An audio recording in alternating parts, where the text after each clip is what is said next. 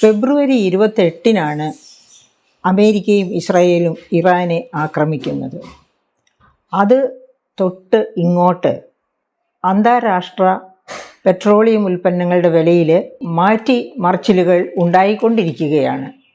പക്ഷേ ഇന്ത്യയിൽ വലിയ തോതിൽ ഉള്ള വർധനവ് ഒന്നും വരുത്താതെ പെട്രോളിയം ഉൽപ്പന്നങ്ങളുടെ വില ഔദ്യോഗികമായിട്ട് ഇതുവരെ ഗവൺമെൻറ് വർദ്ധിപ്പിച്ചിട്ടില്ല. അതേ സമയത്ത് പാചകവാതകത്തിൻ്റെ വിലയാണ് വർദ്ധിപ്പിച്ചത് ഇതിനകം തന്നെ. അപ്പോൾ അങ്ങനെ വർദ്ധിപ്പിച്ചപ്പോഴും കേന്ദ്ര ഗവൺമെൻറ് അവകാശപ്പെട്ടുകൊണ്ടിരുന്നത് ഇവിടെ പെട്രോളിയം ഉൽപ്പന്നങ്ങൾക്കോ പാചകവാതകത്തിൻ്റെ ലഭ്യതയ്ക്കോ കുറവില്ല, നമ്മൾ ആവശ്യത്തിന് കരുതൽ ശേഖരമുണ്ട് എന്നാണ് പറഞ്ഞുകൊണ്ടിരുന്നത്. 3 മാസത്തേക്കുള്ള കരുതൽ ശേഖരമുണ്ട് എന്നാണ് പറഞ്ഞുകൊണ്ടിരുന്നത്. ഫെബ്രുവരി 28-ന് തുടങ്ങുന്നു, മാർച്ച് ഏപ്രിൽ 2 മാസം കഴിഞ്ഞിരിക്കുന്നു. അപ്പോൾ ഈ പറഞ്ഞ 3 മാസത്തേക്കുള്ള കരുതൽ ശേഖരം തീരേണ്ട സമയമായിട്ടില്ല. അതിനകം കൊണ്ട് ഇപ്പോൾ ഇതാ 3ാമത്തെ തവണയാണ് വാണിജ്യ സിലിണ്ടറിൻ്റെ വിലയിൽ വർധനവുണ്ടായിരിക്കുന്നത്. ഫെബ്രുവരി 28-നാണ് യുദ്ധം തുടങ്ങിയത്, വെസ്റ്റ് ഏഷ്യയിലെ പ്രശ്നങ്ങൾ ആരംഭിക്കുന്നത് എങ്കിൽ മാർച്ച് ആദ്യവാരം, അതായത് മാർച്ച് 7-ാം തീയതി പ്രഭാതത്തിൽ തന്നെ നമുക്ക് അറിവ് കിട്ടി പാചകവാതകം, അതായത് ഗാർഹിക പാചകവാതകത്തിൻ്റെ വിലയിൽ 60 രൂപയുടെ വർധനവ് വരുത്തിക്കൊണ്ടുള്ള വിളംബരം പുറത്തു വരുന്നു. അതോടൊപ്പം തന്നെ വാണിജ്യ സിലിണ്ടറിൻ്റെ വിലയിലും മാറ്റം വരുത്തിയിരുന്നു. എത്രയാണ് അന്ന് മാറ്റം വരുത്തിയത്? വാണിജ്യ സിലിണ്ടറിൻ്റെ വിലയിൽ അന്ന് മാറ്റം വരുത്തിയത് 115 രൂപയുടെ വർധനവാണ്. അതായത് ഗാർഹിക സിലിണ്ടറുകൾക്ക് 60 രൂപ വർദ്ധിപ്പിച്ചപ്പോൾ 115 രൂപയുടെ വർധനവായിരുന്നു അന്ന് വാണിജ്യ സിലിണ്ടറുകൾക്ക് വർദ്ധിപ്പിച്ചിരുന്നത്. അത് കഴിഞ്ഞ് ഏപ്രിൽ മാസത്തിൽ വീണ്ടും 200 രൂപ വാണിജ്യ സിലിണ്ടറിൻ്റേത് കൂട്ടുകയുണ്ടായി. അപ്പോൾ വാണിജ്യ സിലിണ്ടറിൻ്റെ വില കൂട്ടിയത് കൊണ്ട് ഇന്ത്യയിൽ എന്താണ് സംഭവിച്ചുകൊണ്ടിരിക്കുന്നത് എന്ന് വിശകലനം ചെയ്യുന്നതിന് മുൻപ് ഇത്തരമൊരു സാഹചര്യത്തിലേക്ക് നയിച്ച ഘടകങ്ങൾ എന്തൊക്കെയാണ് എന്ന് ഓടിച്ചൊന്ന് നോക്കുന്നത് നന്നായിരിക്കും. ഹോർമുസ് കടലിടുക്ക് വഴിയാണ് ലോകത്തെ പാചകവാതകത്തിൻ്റെയും ഇന്ധനത്തിൻ്റെയും, അതായത് ക്രൂഡിൻ്റെയും 20% കടത്തിവിടപ്പെടുന്നത്. കാരണം ഹോർമുസ് കടലിടുക്ക് കടന്നാൽ മാത്രമേ അതിൻ്റെ ഡെസ്റ്റിനേഷൻസിൽ 20% എത്താൻ ഒക്കൂ. അതേ സമയത്ത് ഇന്ത്യയുടെ കാര്യം നോക്കുകയാണെങ്കിൽ നമുക്ക് ആവശ്യമുള്ള ക്രൂഡിൻ്റെ 80%, ആവശ്യമുള്ള പാചകവാതകത്തിൻ്റെ 50%, അതായത് നമുക്ക് ആവശ്യമുള്ള ക്രൂഡിൻ്റെ 80%, നമുക്ക് ആവശ്യമുള്ള പാചകവാതകത്തിൻ്റെ 50% നമ്മൾ ഇറക്കുമതി ചെയ്യുകയാണ്. അതിൽ നല്ല ഭാഗവും കടന്നു വരേണ്ടത് ഹോർമുസ് വഴിയായിട്ടാണ് താനും. അപ്പോൾ ഹോർമുസ് കടലിടുക്ക് സംഘർഷഭരിതമായതോടുകൂടി ആ വഴിയുള്ള കപ്പൽ നീക്കം, ചരക്ക് നീക്കം തടയപ്പെടുകയും അങ്ങനെ നമുക്ക് വേണ്ട ക്രൂഡിൻ്റെയും അതുപോലെ തന്നെ പാചകവാതകത്തിൻ്റെയും വരവ് പ്രശ്നത്തിലാവുകയും ചെയ്തു. അതായത് ഇന്ത്യയും ഇറാനും തമ്മിൽ എല്ലാ കാലത്തും നല്ല ബന്ധമായിരുന്നത് കൊണ്ട് ഇറാൻ്റെ വകയായിട്ട് ഇറാൻ ഹോർമുസ് കടലിടുക്ക് നിയന്ത്രണ വിധേയമാക്കിയപ്പോൾ ഇന്ത്യയുടെ ചരക്ക് കപ്പലുകൾ വലിയ പ്രശ്നമില്ലാതെ കടന്നു പോന്നു. പക്ഷേ ആ നിയന്ത്രണം നിയന്ത്രിച്ചുകൊണ്ട് US അവിടെ അതിലെ കടത്തിവിടുന്ന കപ്പലുകളെ ആക്രമിക്കുന്ന ഒരവസ്ഥയിലേക്ക് മാറിയതോടുകൂടി സംഘർഷാവസ്ഥ രൂക്ഷമാവുകയും ഇന്ത്യയിലേക്കുള്ള കപ്പലുകൾക്ക് വരാൻ ബുദ്ധിമുട്ടാവുകയും ചെയ്തു. അതോടുകൂടി ഈ 3 മാസത്തേക്കുള്ള കരുതൽ ശേഖരമുണ്ട് എന്ന് പറയുമ്പോഴും യുദ്ധം അതിനുശേഷവും നീണ്ടുപോയാൽ എന്ത് സംഭവിക്കും എന്ന ആശങ്ക എല്ലായിടത്തും ഗവൺമെൻറ്റിൻ്റെ തലത്തിലും ഉണ്ടാകാം, എല്ലായിടത്തും ഉണ്ടാകാം. പക്ഷേ അങ്ങനെ വരുമ്പോഴും നമുക്ക് സാധ്യതകളുണ്ട്. കാരണം റിലയൻസ് ഇൻഡസ്ട്രീസ് ആണ് ഗുജറാത്ത് മേഖലയിൽ നിന്നെടുക്കുന്ന പാചകവാതകത്തിൻ്റെ ഒരു വലിയ ഖനിയുടെ തന്നെ ഉടമസ്ഥാവകാശം വാങ്ങിയിരിക്കുന്നത് ഗവൺമെൻറ് ഓഫ് ഇന്ത്യയിൽ നിന്ന്. അദ്ദേഹം ഉൽപ്പാദിപ്പിക്കുന്ന പാചകവാതകം പല രീതിയിലാക്കി മാറ്റപ്പെട്ട് വിദേശ രാജ്യങ്ങളിലേക്ക് കയറ്റി അയക്കുകയാണ്. അപ്പോൾ അതിനൊക്കെ ഒരു തടസ്സം തൽക്കാലം വരുത്തുകയാണ് എങ്കിൽ ഇന്ത്യയുടെ പ്രതിസന്ധി തീർച്ചയായിട്ടും തരണം ചെയ്യാൻ പറ്റും. പക്ഷേ അത് നോക്കി നിന്നാൽ, അങ്ങനെ സർക്കാർ ഒരു നടപടി എടുത്താൽ അത് റിലയൻസ് ഇൻഡസ്ട്രീസിൻ്റെ വരുമാനത്തെയാവും ബാധിക്കുക. അത് വേണ്ട എന്ന് വെച്ചാകും ജനങ്ങളുടെ തലയിൽ തന്നെ ഇരിക്കട്ടെ ഈ ഭാരം എന്ന് ഗവൺമെൻറ് ഓഫ് ഇന്ത്യ തീരുമാനിച്ചത്. എന്തായാലും ഈ തീരുമാനം എത്രയും വേഗം, ഇനിയിപ്പോൾ നമുക്കറിയാം ഇതുപോലെ നാളെ അല്ലെങ്കിൽ മറ്റന്നാൾ നമ്മൾ കേൾക്കാൻ പോകുന്ന എന്തായിരിക്കുമെന്നറിയാമോ? പെട്രോളിൻ്റെയും ഡീസലിൻ്റെയും വില വർദ്ധിപ്പിക്കുന്നു. ഒരു സ്വകാര്യ കമ്പനി പെട്രോളിയം ഉൽപ്പന്നങ്ങളുടെ വില വർദ്ധിപ്പിച്ചിട്ട് ഒരു മാസത്തേക്ക് പെൻഡിങ്ങിൽ വെച്ചിരിക്കുകയാണ് വർധനവ് നിലവിൽ വരുത്താൻ. എന്തിനു വേണ്ടിയാണ്? ആ സ്വകാര്യ കമ്പനിക്ക് ഒരു പക്ഷേ ഒരു സിഗ്നൽ ഗവൺമെൻറ് ഓഫ് ഇന്ത്യയിൽ നിന്ന് തന്നെ കിട്ടിക്കാണും. ഈ ഇലക്ഷനൊക്കെ ഒന്ന് കഴിഞ്ഞോട്ടെ, അപ്പോൾ ഇലക്ഷൻ ഒന്ന് കഴിഞ്ഞ് കിട്ടിക്കോട്ടെ, അത് കഴിഞ്ഞാൽ നമുക്ക് ഉടനടി പാചകവാതകത്തിൻ്റെ മാത്രമല്ല മറ്റേ പെട്രോളിൻ്റെയും ഡീസലിൻ്റെയും വില വർദ്ധിപ്പിക്കാം എന്നൊരു പച്ച സിഗ്നൽ കിട്ടിയിട്ടുണ്ടാകും. അതുകൊണ്ടാകാം ആ കമ്പനി വർദ്ധിപ്പിക്കാനുള്ള തീരുമാനം എടുത്തതിന് ശേഷവും ഒരു മാസം കഴിഞ്ഞിട്ടേ അത് നടപ്പിലാക്കൂ എന്ന തീരുമാനത്തിലേക്ക് മാറിയത്. അപ്പോൾ ഇന്ന് പാചകവാതകത്തിൻ്റെ വില എത്രയാണ് കൂടിയത്? 993 രൂപയാണ്. അതായത് ഇത് 3ാം തവണയാണ്. ഫെബ്രുവരി 28-ന് US, ഇസ്രായേൽ, ഇറാൻ സംഘർഷമുണ്ടാകുന്നു. മാർച്ച് ആദ്യവാരം തന്നെ 115 രൂപ വർദ്ധിപ്പിച്ചു വാണിജ്യ സിലിണ്ടറിൻ്റേത്. അത് കഴിഞ്ഞ്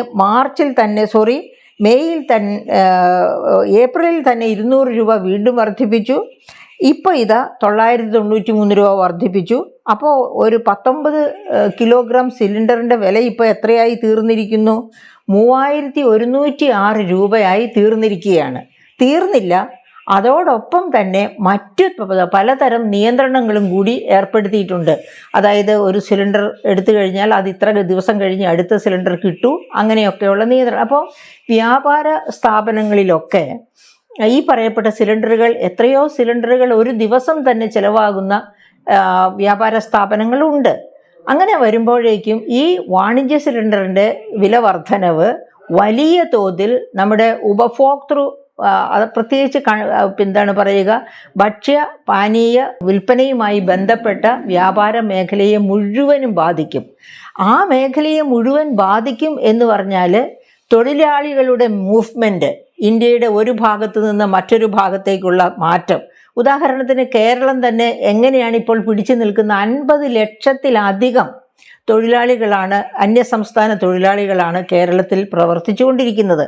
അതിൽ 40% ബംഗാളിൽ നിന്നാണ്, 30% ആസാമിൽ നിന്നാണ്, ബാക്കിയുള്ളത് മറ്റ് പല സംസ്ഥാനങ്ങൾ, ബീഹാർ തൊട്ട് പല സംസ്ഥാനങ്ങളിൽ നിന്നാണ്.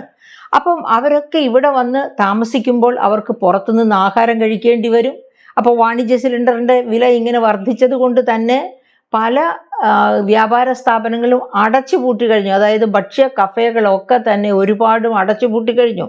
ചായ എന്ന് പറഞ്ഞൊരു വസ്തു കിട്ടാനേ ഇല്ല. ഒരു രോഗിക്ക് കൊടുക്കണമെന്ന് വിചാരിച്ചാൽ പോലും ഹോസ്പിറ്റലിനടുത്ത് പോലും ഒരു ചായക്കടയില്ല. അപ്പോൾ എല്ലാ സംസ്ഥാനങ്ങളെയും, ഇന്ത്യ തന്നെ ഒരു ടൂറിസ്റ്റ് ഹബ്ബാണ് ലോകത്തിൻ്റെ. അപ്പോൾ കേരളം അതിനേക്കാൾ പ്രധാനം. അതായത് കേരളത്തിൻ്റെ ടൂറിസം വികസനം എന്ന് പറഞ്ഞാൽ കേരളത്തിൽ നേരെ ചൊവ്വേ നടക്കുന്ന ഒരേ ഒരു വ്യവസായം എന്ന് പറയുന്നത് ടൂറിസം വ്യവസായമാണ്. പിന്നെ ഐ ടി പക്ഷേ നമുക്ക് വളരെ കുറച്ച് നിയന്ത്രിതമായ തോതിൽ മാത്രമേ വികസിച്ചിട്ടുള്ളൂ.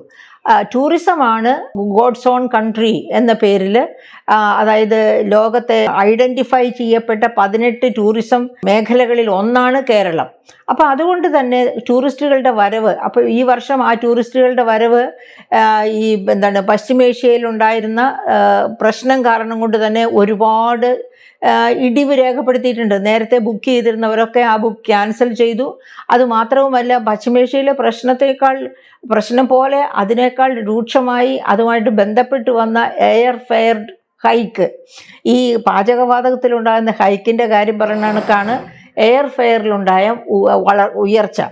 എയർ ഫെയറിലുണ്ടായ ഉയർച്ച അത്രയേറെ ഉയർച്ച ഉണ്ടായിട്ട് പോലും നമുക്കറിയാം എയർവേയ്സസ് ഇപ്പോൾ എന്താണ് പറഞ്ഞുകൊണ്ടിരിക്കുന്നത്? ഞങ്ങളൊക്കെ വിമാനങ്ങളൊക്കെ നിലത്തിറക്കി ഈ പണി ഉപേക്ഷിക്കാൻ പോവുകയാണ്. നമുക്ക് മുൻപോട്ട് പോകാൻ പറ്റാത്ത രീതിയിൽ വലിയ ക്രൈസിസാണ്. ധനക്രൈസിസാണ്, പ്രതിസന്ധിയാണ് അവർക്കൊക്കെ നേരിട്ടുകൊണ്ടിരിക്കുന്നത് എന്നാണ് ആ കമ്പനികൾ പറയുന്നത്. അപ്പോൾ അതുപോലെയാണ് യാത്രക്കാരുടെ കാര്യവും. അവരുടെ പോക്കറ്റ് കാലിയാക്കിക്കൊണ്ട് പല മടങ്ങാണ് എയർ ടിക്കറ്റുകളുടെയൊക്കെ വിലയിൽ വർധനവുണ്ടായത്. അങ്ങനെ സർവ്വ തരത്തിലും സംഘർഷഭരിതമാക്കി ലോകത്തെ മുഴുവൻ മാറ്റി. ഇപ്പോൾ ഈ പാചകവാതകത്തിൻ്റെ വിലയിലുണ്ടാകുന്ന ഇന്ത്യയിലെ വർധനവെന്ന് പറയുമ്പോൾ ഓർക്കണം, ഇന്ത്യ ലോകത്തെ ഒന്നാമത്തെ ജനസംഖ്യ രാഷ്ട്രമാണ്. 146,39,00,000 ജനങ്ങളാണ് കഴിഞ്ഞ മെയ്യിലെ, ഈ മെയ് ഇന്ന് തുടങ്ങിയിട്ടേ ഉള്ളൂ, കഴിഞ്ഞ 2025 മെയ്യിലെ കണക്കനുസരിച്ച് 146,39,00,000 ഇന്ത്യയിലെ ജനങ്ങൾ. അങ്ങനെ ലോകത്തെ ഒന്നാമത്തെ ജനസംഖ്യ രാഷ്ട്രമായ ഇന്ത്യയിൽ ഈ പാചകവാതകത്തിൻ്റെ വില ഇത്ര കണ്ട് വർദ്ധിക്കുക എന്ന് വച്ചാൽ ഇതിൻ്റെ പ്രത്യാഘാതം എന്തായിരിക്കും? പാചകവാതകത്തിൻ്റെ വില വർദ്ധിക്കുന്നതോടുകൂടി ഭക്ഷണത്തിൻ്റെ, അതായത് നമ്മൾ പുറത്തുനിന്ന് വാങ്ങിക്കഴിക്കുന്ന ഭക്ഷണത്തിൻ്റെ വില വർദ്ധിക്കുന്നു. ഇനി അതുപോലെ തന്നെ ഇതിനോടനുബന്ധമായിട്ട് പെട്രോളിയം ഉൽപ്പന്നങ്ങളുടെ വില വർധനവുണ്ടായാലോ? അതായത് പെട്രോളിയം ഉൽപ്പന്നങ്ങൾ കൊണ്ടാണല്ലോ, ഡീസലോ പെട്രോളോ ഉപയോഗിച്ചാണല്ലോ പിന്നെ റെയിൽ വഴിയാണെങ്കിലും ഏത് തരത്തിലാണെങ്കിലും ഇന്ത്യയുടെ ഒരറ്റത്ത് നിന്ന് മറ്റൊരറ്റത്തേക്ക് ഈ പറയപ്പെട്ട എല്ലാ മെറ്റീരിയൽസും ട്രാൻസ്പോർട്ട് ചെയ്യപ്പെടുന്നത്, വ്യക്തികൾ ട്രാൻസ്പോർട്ട് ചെയ്യപ്പെടുന്നതും അങ്ങനെ തന്നെ. അപ്പം ആ ട്രാൻസ്പോർട്ടേഷൻ കോസ്റ്റാണ് പെട്രോളിയം ഉൽപ്പന്നങ്ങളുടെ വിലയിൽ വർധനവുണ്ടായാൽ അത് വർദ്ധിക്കുക.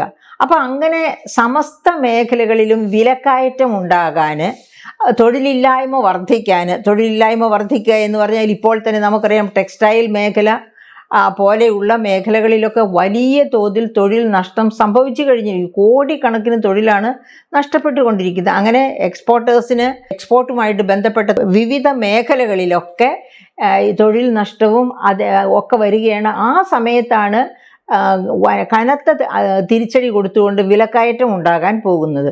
അപ്പോൾ ഇന്ന് നമ്മൾ കാണുന്നത് ഒരു വാണിജ്യ സിലിണ്ടറിൻ്റെ വില 3,106 രൂപയിലേക്ക് ഉയർന്നിരിക്കുന്നു. അതായത് ഒറ്റ ദിവസം കൊണ്ട് 993 രൂപയുടെ വർധനവാണ്. അപ്പോൾ എങ്ങനെയാണ് ഈ വാണിജ്യ സിലിണ്ടർ ഉപയോഗിക്കുന്ന മേഖലയിലുള്ള വ്യവസായികൾ ഇത് നോക്കിക്കാണുക? അവർക്ക് എങ്ങനെയാണ് ഇതുമായിട്ട് താതാത്മ്യം പ്രാപിക്കാൻ കഴിയുക അവരുടെ ബിസിനസ്സിന്?